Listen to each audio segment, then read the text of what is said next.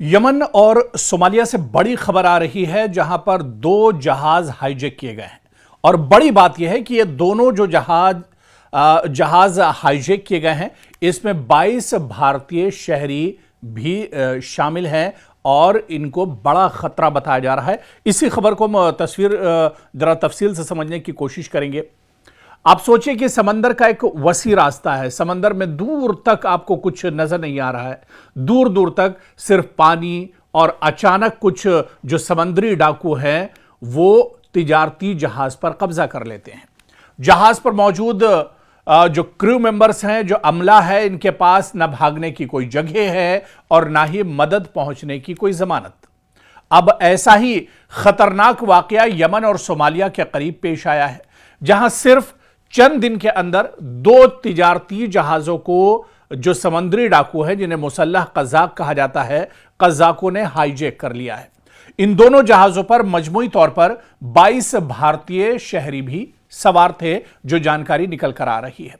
लेकिन सबसे अहम बात यह है कि ताजा दस्तयाब जो खबरें हैं, इनके मुताबिक भारतीय अमले के अरकान पूरी तरह से महफूज हैं, सेफ हैं। लेकिन सवाल यह है कि यह हमला कहां हुआ है, जहाजों पर किसने कब्जा किया है, मतलब ये जो डाकू हैं इनका ताल्लुक कहां से है, और अचानक इस इलाके में समुद्री कज़ाकी का खतरा आखिर क्यों बढ़ गया। यमन में इस तरह का यह हमला कैसे हुआ है, इसी को दरअसल समझना होगा।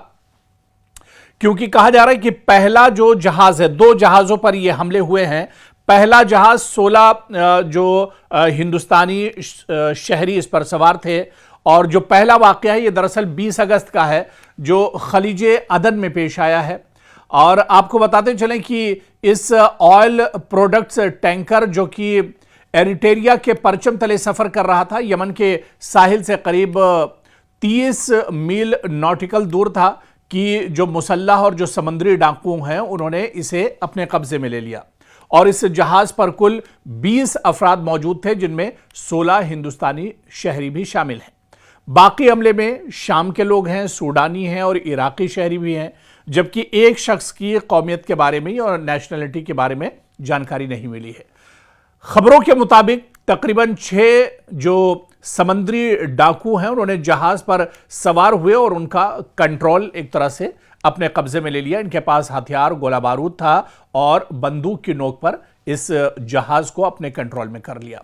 इसी तरह से दूसरा जहाज सोमालिया के करीब हाईजैक हुआ है, जहां दूसरा इससे चंद रोज पहले यानी 17 अगस्त का मामला है। पहला मामला 17 अगस्त और उसके बाद दूसरा 20 अगस्त।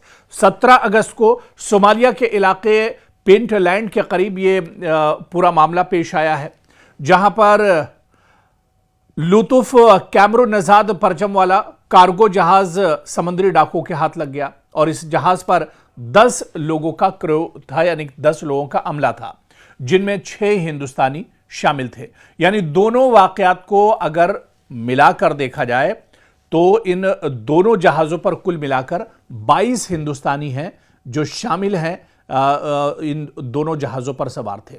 अब समुद्री डाकुओं के कब्जे में आने वाले दोनों जहाजों पर 22 हिंदुस्तानी मौजूद थे, यानी 22 हिंदुस्तानियों के सामने एक तरह से खतरा है। रिपोर्ट्स के मुताबिक तकरीबन 8 मुसल्लह जो समुद्री डाकू हैं, कज़ाक हैं, 2 छोटी कश्तियों के जरिए जहाज तक पहुंचे। इनके पास AK-47 तर्ज की राइफलें थी, और आपको बताते चले कि इन्होंने फौरन इन जहाज़ों पर हमला किया और बंदूक की नोक पर इन जहाज़ों को अपने कब्जे में कर लिया है। हिंदुस्तानी अमले के 22 जो हिंदुस्तानी लोग हैं वो इसमें एक तरह से फंसे हुए हैं।